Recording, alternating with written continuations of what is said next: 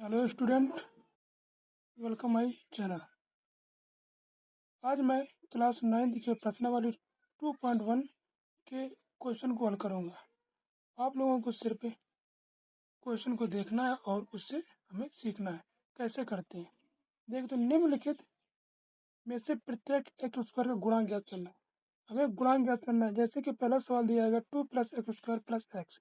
इसमें हमें जो एक्स स्क्वायर के गुणांक बताने हैं, जो कि बहुत सा आसान सवाल है। अब इसमें यह देखना है कि जिसमें जिस एक्स में ये चार राशियों में जिसमें दो घात लगी होती है, उनको हमें उसके जो गुणांक होते हैं, जो उससे गुणा होते हैं, उनको हम अलग रखते हैं। जैसे कि यहाँ के आप लोगों को दिख रहा होगा कि टू प्लस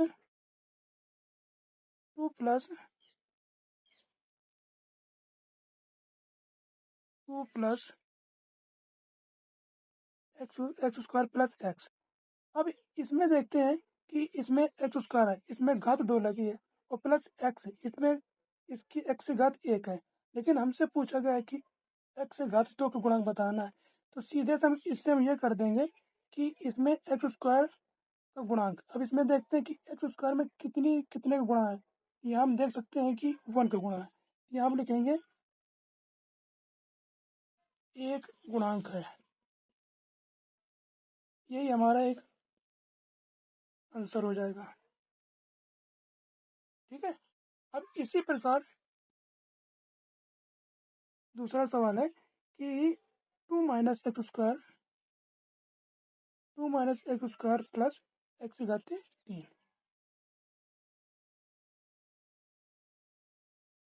प्लस x घाते 3।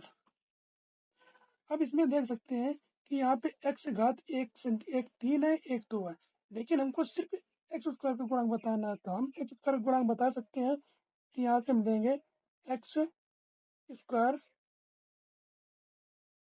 अब देखिए कि एक्स स्क्वायर में कितने गुणांक हैं। यहाँ पे माइनस भी लगाते हैं, यहाँ पे इसको हम सीधे -1 का गुणांक लिखेंगे। ये हमारा हो जाएगा आंसर। ओके। इसी प्रकार तीसरा सवाल है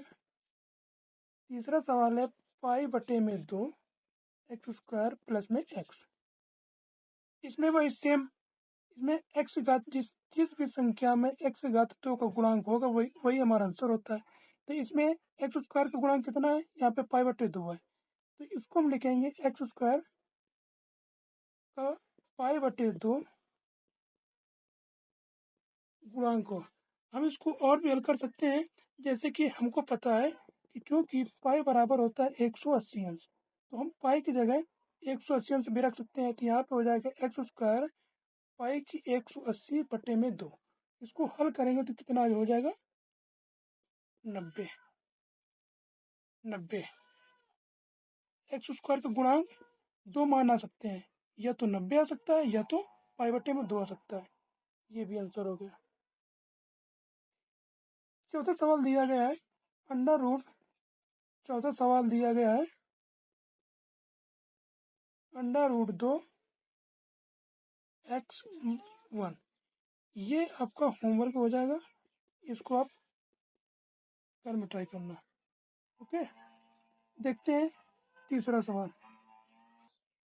अब देखिए स्टूडेंट, ये हमारे पास आ गया चौथा सवाल।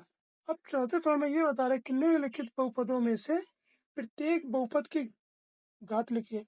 अब बहुपद तो हमें दिया गया है, लेकिन हमें घात बतानी है, जो कि सबसे बड़ी घात होगी। तो आप देख सकते हैं, इसको यहाँ से लिखेंगे हम। तो आप इसमें ये देख सकते हैं कि 5x घाते 3 plus 4x घाते 2 plus 7x। तो इसमें सबसे बड़ी घात कितनी दिख रही है, आप लोगों को दिख रहा होगा 5x घाते 3, यानी x घाते 3। तो सबसे बड़ी घात कितनी हो जाएगी, तो हमें हो जाएगा बहुपद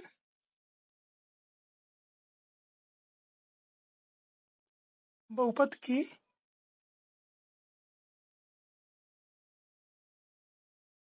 3 घात है। यही हमारे पास आंसर हो जाएगा। ओके। इसी प्रकार दूसरा सवाल दिया गया है दूसरा सवाल तो इसी प्रकार करेंगे। हमें दिया गया है कि 4 माइनस वाई की घात 2। अब इसमें बताना है कि इसमें सबसे बड़ी घात कितनी है। तो 4 तो एक अचर राशि हो गया, वाई हमारा अचर राशि है, तो हमको यहाँ से सबसे बड़ी घात दिख रही है हमें 2, तो ये हो जाएगी हमारी घात। ये भी आंसर हो गया। तीसरा इसी प्रकार है।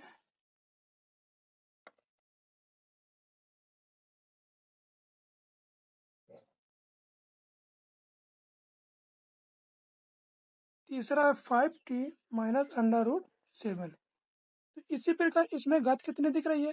अब इसमें घात आप लोगों को दिख नहीं है, लेकिन जब किसी भी चर राशि में कोई घात नहीं लगी होती है तो उसमें हमें एक घात लगी होती है, उसको हम वन समझते हैं। तो यहाँ t की एक घात है, ये हमारा आंसर हो जाएगा। अब चौथा जो है, चौथा सवाल दिया गया हमारे पास 3। अब 3 तो एक अचर राशि होती है, आप लोगों को पता ही होगा। तो 3 जो है अचर राशि है। जब 3 अचर राशि है तो इसमें इसमें कोई भी घात नहीं है, इसमें कोई भी घात नहीं है, या तो हम बोल सकते हैं 0 घात है। ओके। अब इसी प्रकार हम पांचवा सवाल देख लेते हैं। देखिए स्टूडेंट, पांचवें क्वेश्चन है, निम्न में से निम्न बहुपदों में रैखिक और द्विघाती और त्रिघाती बहुपद बताना है। तो हमें सिंपल सा है, जिस भी समीकरण में हमें कोई भी घात नहीं दिखेगी तो वो रैखिक घात हो जाएगी।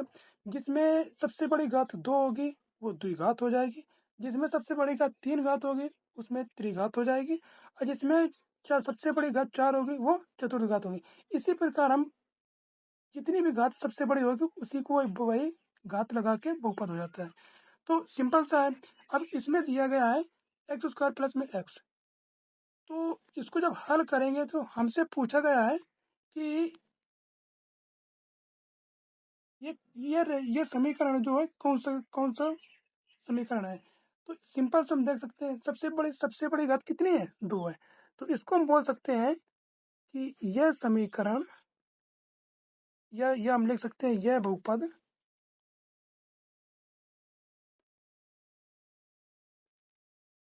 यह बहुपद यह बहुपद द्विघाती है।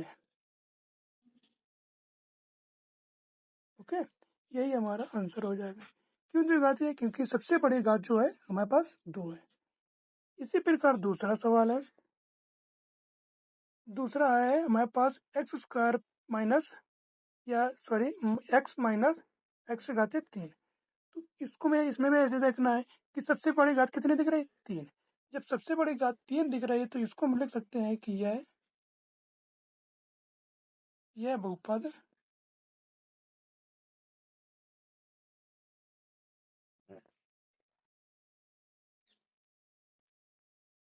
बहुपद त्रिघात है। ओके। अब आप लोगों को मैं इसी प्रकार तीसरा बता देता हूँ।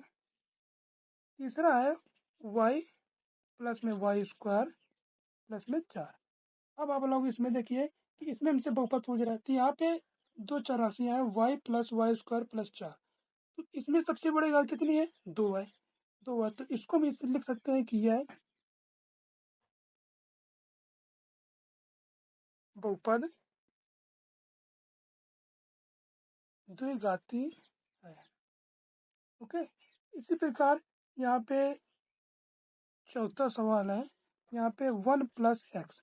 अब स्टूडेंट ये देखिए कि यहाँ पे 1 प्लस एक्स है, तो 1 तो एक हमारे पास अचर राशि हो गई, एक्स एक्स चर राशि है, तो हमें एक्स में कोई भी घात नहीं दिख रही है, कोई भी घात नहीं है। तो वहाँ पे जब कोई भी घात नहीं होती है, तो पहले मैंने बताया है कि जब कोई भी घात नहीं होती है तो वहाँ पे एक घात होती है।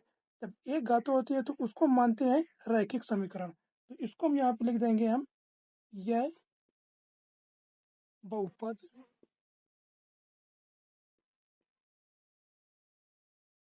रैखिक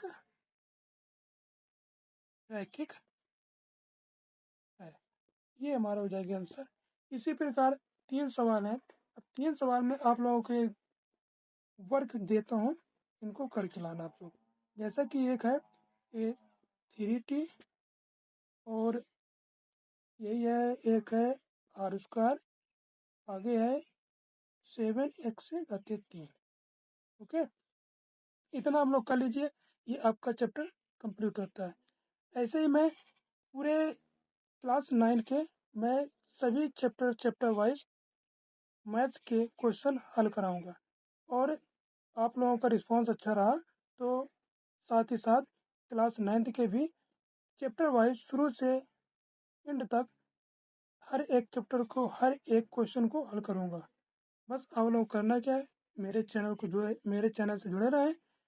चैनल का नाम है एजुकेशन विद अभय सर, और चैनल को लाइक करें, सब्सक्राइब करें एंड शेयर करें, और अपने दोस्तों को भी इस चैनल के बारे में बताएं, ताकि जल्दी से जल्दी, और सेशन भी शुरू होने वाला है क्लास 9th और 10th को।